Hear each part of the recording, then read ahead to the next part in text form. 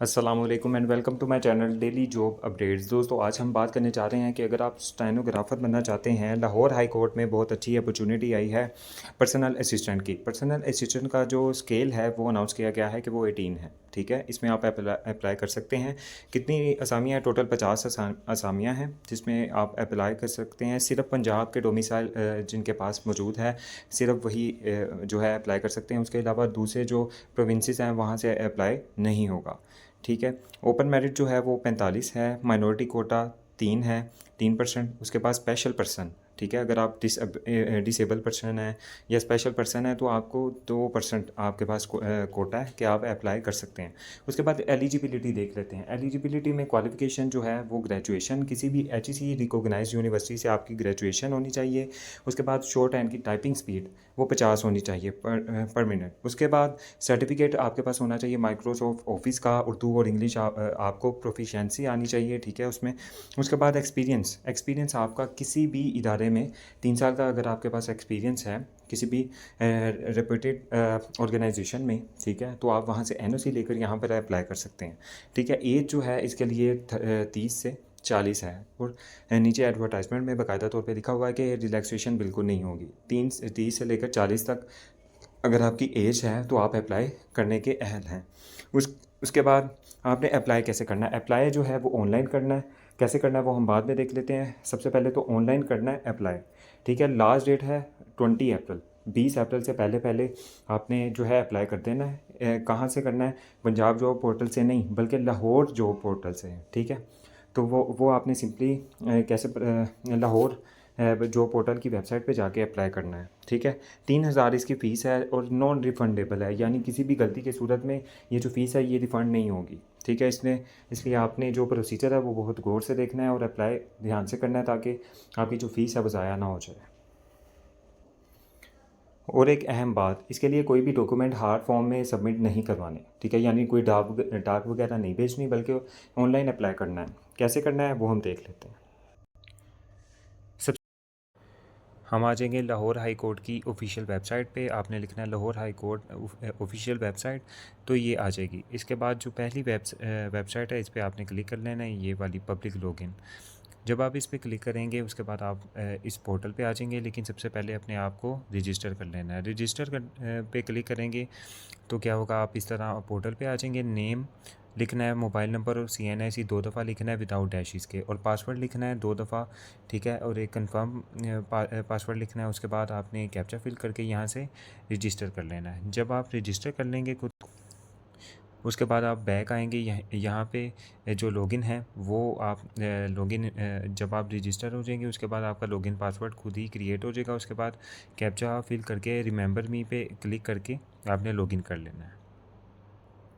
जैसे ही आप लॉगिन करेंगे उसके बाद इस तरह का इंटरफेस शो होगा जिसमें पोस्ट का नेम होगा, क्वालिफ़िकेशन जो है, टाइपिंग स्पीड, सर्टिफिकेट, यानी जो जो एलिजिबिलिटी है, और यहाँ पे एज का भी बताया हुआ है 30 से 40 ईयर्स। उसके बाद 3000 इसकी जो फ़ीस है वो आप देख सकते हैं जो कि आपने सबमिट करवानी है। उसके बाद जो लास्ट डेट है वो भी लिखी हुई है 20 अप्रैल।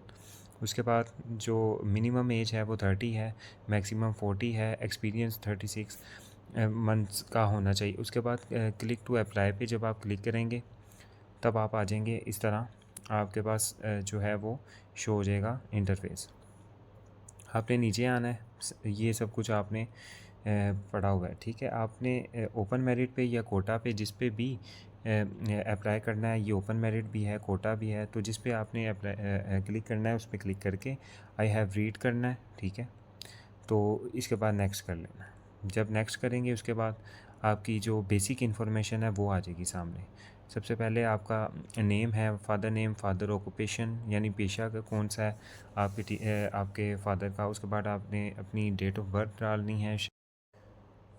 अच्छा, डेट ऑफ बर्थ है। उसके बाद जो ये तमाम बेसिक इन्फॉर्मेशन है, मार्शल स्टेटस है, नेशनैलिटी है, उसे करके उसके बाद अगर आप डिसेबल हैं तो डिसेबल पे क्लिक करेंगे, माइनॉरिटी है तो माइनॉरिटी पे। ठीक है, यहाँ से सेव एंड नेक्स्ट करके उसके बाद जो आपने फ़ी सबमिट करवानी है वो कैसे करवानी है उसकी बात कर लेते हैं।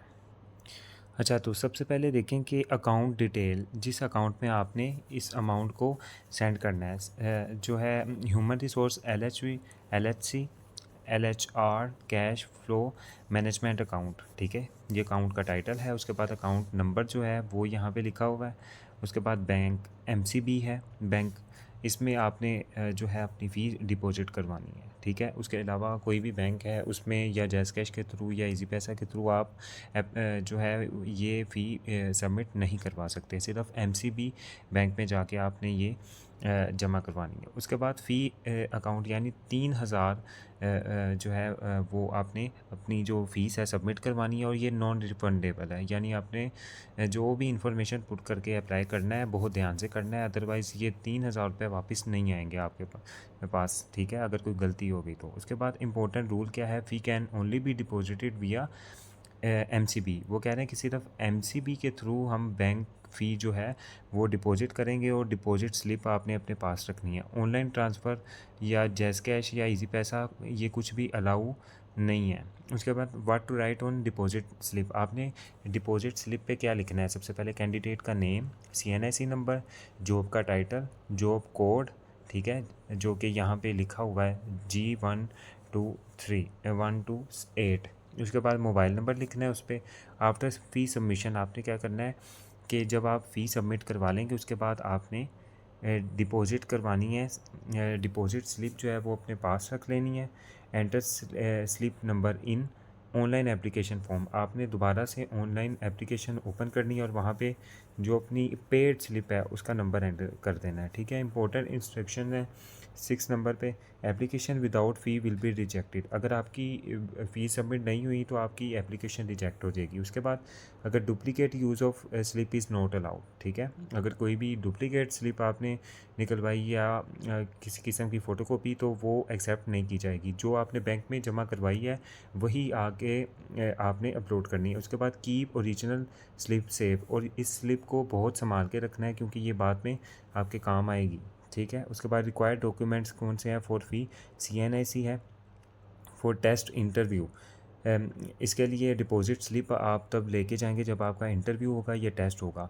उसके बाद CNIC और एजुकेशनल डॉक्यूमेंट्स ये तब इंटरव्यू के टाइम पे आपको, यानी कहने का मकसद है कि जो डिपॉजिटेड स्लिप है ये असल में आपने अपने पास रखनी है, ठीक है। इसको कहीं भी गुम नहीं करना, अदरवाइज़ आपका जो एप्लीकेशन है वो कंप्लीट नहीं होगी, या इंटरव्यू या आगे जाके जो टेस्ट होगा उसमें आपको तंगी होगी।